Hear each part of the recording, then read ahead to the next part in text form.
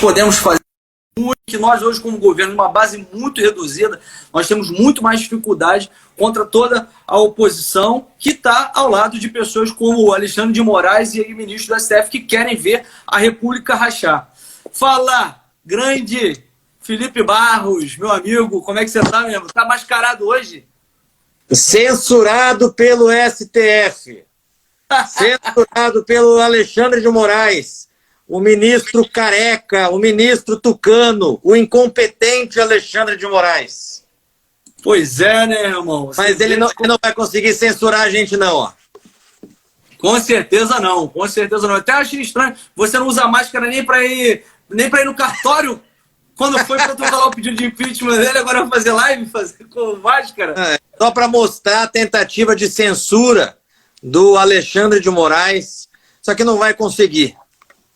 Com certeza, irmão, com certeza.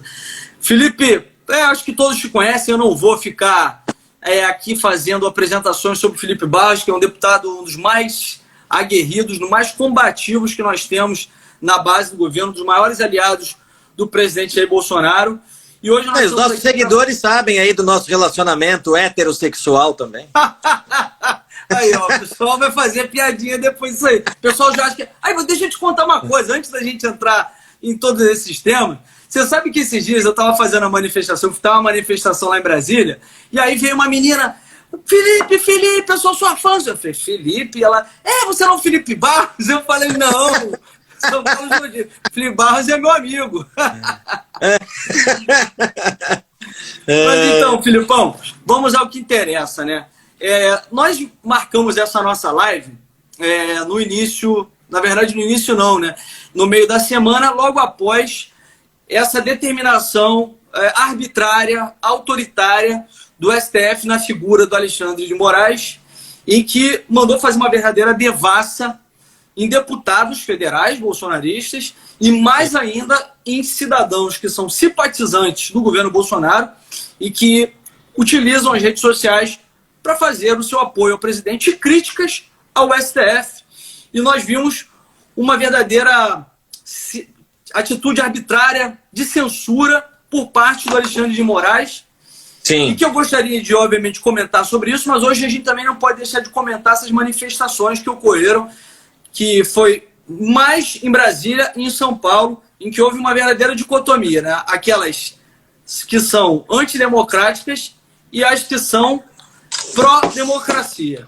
Mas vamos começando falando a respeito do STF e seu inquérito inconstitucional.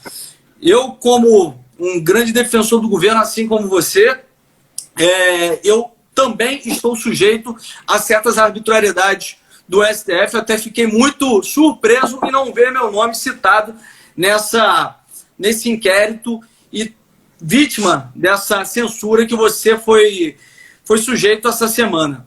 E eu gostaria que você comentasse sobre tudo isso e vamos falar a respeito da inconstitucionalidade do inquérito. Por que inconstitucional? Porque às vezes as pessoas acham que a gente está falando de inconstitucionalidade do inquérito, acham que, não, é porque eles são beneficiados nessa narrativa. Não, ele realmente é inconstitucional. Fala aí, Felipe.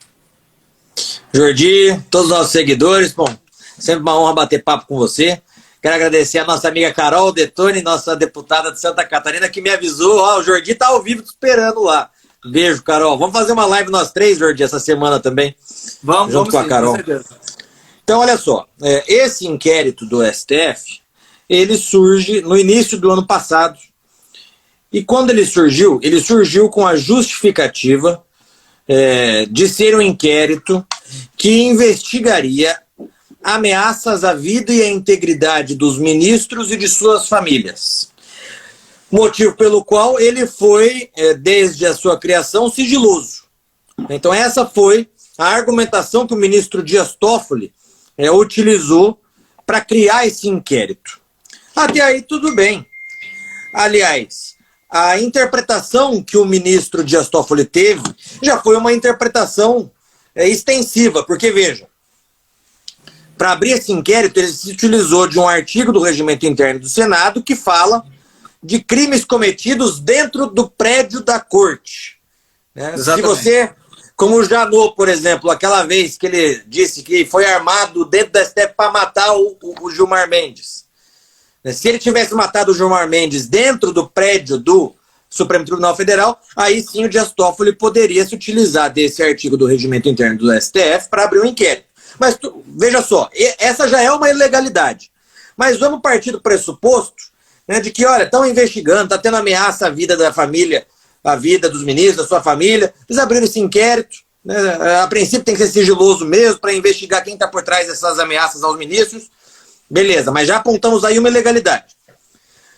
Com o passar do tempo, esse inquérito ele passou a ser utilizado para censurar a imprensa. Todo mundo deve se lembrar daquela reportagem que a revista Cruzoé fez no primeiro semestre do ano passado, e a reportagem apontava uma ligação do Dias Toffoli com Marcelo Odebrecht. É a história do amigo do meu pai. Tão logo essa reportagem foi divulgada pela revista Cruzoé, o STF, dentro desse mesmo inquérito, olha só, dentro desse mesmo inquérito, eles mandaram censurar, retirar do ar essa matéria da revista Cruzoé, uma revista digital, e convocaram os jornalistas a prestar depoimento na Polícia Federal. Na época teve um ribuliço todo, parcela da imprensa se manifestou contra a censura do STF, e deu por isso mesmo. Depois a revista Cruzoé acabou republicando a matéria. Eu acho que hoje está até disponível para qualquer um que queira ler a história do amigo do meu pai, que envolve Dias Toffoli com Marcelo Odebrecht. E aí, depois disso, Jordi, foi criada a CPMI das fake news. Então a gente estava falando do inquérito, agora eu vou partir para a CPI das fake news, porque a gente vai desembolsar, a gente vai chegar no inquérito mais uma vez. A news foi criada, e foi criada por um deputado do DEM, Alexandre Leite, que na primeira reunião que teve da CPI, ele pediu para sair da CPI porque ele percebeu que a CPI estava sendo desviada. A CPI seria utilizada para fins políticos. Isso está público, ele falou no microfone. E aí, ela foi, então, solicitada por um deputado do DEM, autorizada pelo senador Davi Alcolumbre, também do DEM, Democratas, que ele é o presidente do Senado, autorizou a CPI, e essa CPI passou a investigar as tais das fake news. Eu entrei com mandado de segurança no STF para proibir a criação dessa CPI, porque ela não tinha objeto determinado. Ela falava de Deep Web, baleia azul, cyberbullying, crimes cometidos na internet, eleições de 2018, falava de tudo e mais um pouco, ou seja, não tinha objeto determinado. Mas o Lewandowski caiu com ele. Lewandowski, o mesmo ministro que deixou a Dilma elegível, que rasgou a Constituição no impeachment da Dilma, ele então indeferiu o meu mandado de segurança. E a CPMI prosseguiu. A oposição tem ainda a maioria dos membros da CPMI, nós estamos lá, eu, você, Eduardo Bolsonaro, Carlos Zambelli, Carol Detoni, Márcio Labre, mas a oposição tem a maioria dos membros. Então o que eles começaram a fazer? Eles começaram a criar a narrativa do tal do gabinete do ódio. Existe um gabinete do ódio que é financiado por recursos públicos e que existe uma estrutura que serve para assassinar reputações. Ou seja, tudo aquilo que a gente sempre viu do PT. Né? O acusas do que você é, xingas do que você faz. Nós tivemos algumas dissidências e foram essas dissidências, como por exemplo a da Joyce Hasselmann, da Pepa. Nós tivemos o do Frota, e essas pessoas foram prestar depoimento na CPI das fake news, e de uma maneira muito maliciosa, essas pessoas confundem propositalmente o próprio funcionamento das mídias sociais. Porque, o fulano compartilha o ciclano, que compartilha não sei quem, que compartilha não sei quem, que ouviu nas mídias sociais isso, então todos eles são uma associação criminosa. São redes sociais. As redes, como o próprio nome diz, redes já funcionam dessa maneira. Né? O fato é o seguinte, essas mesmas pessoas, os dissidentes, aqueles que esfaquearam o presidente Bolsonaro pelas costas, prestaram depoimento para o Alexandre de Moraes.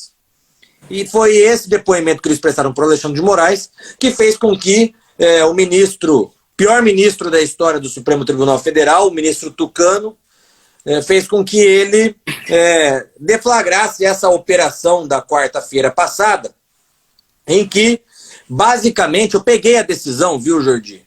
Eu sei que eu estou falando muito, mas eu já vou finalizar aqui. Não, não, fica à vontade. Era para você explicar a respeito disso mesmo. Pode ficar à vontade. Eu peguei essa decisão para entender, porque, veja, eu tinha acabado de chegar em Brasília.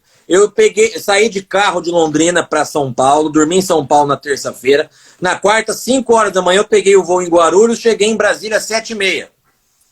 Na hora que eu cheguei em Brasília, liguei o celular, um monte de mensagem, um monte de gente da imprensa querendo falar comigo. Daí eu fui ver o que estava acontecendo. E meu nome estava sendo divulgado, estavam falando que eu tinha sido vítima de busca e apreensão na minha casa. Liguei desesperado para Mariana, minha esposa, para saber, porque a gente está com um filhinho recém-nascido de 2 meses, queria saber se a polícia estava em casa, não estava. Ou seja, mentira, a Polícia Federal não estava na minha casa. Mas ao longo do dia eu fui entendendo o que tinha acontecido até que a decisão do STF do Alexandre de Moraes foi divulgada. Então, o que o Alexandre de Moraes fez?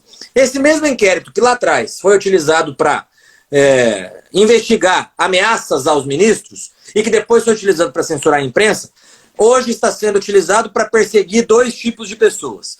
O primeiro tipo de pessoas são os youtubers, os influenciadores, os ativistas das mídias sociais, os ativistas das ruas, as pessoas que defendem o presidente Bolsonaro. Esse primeiro grupo teve busca e apreensão nas suas casas.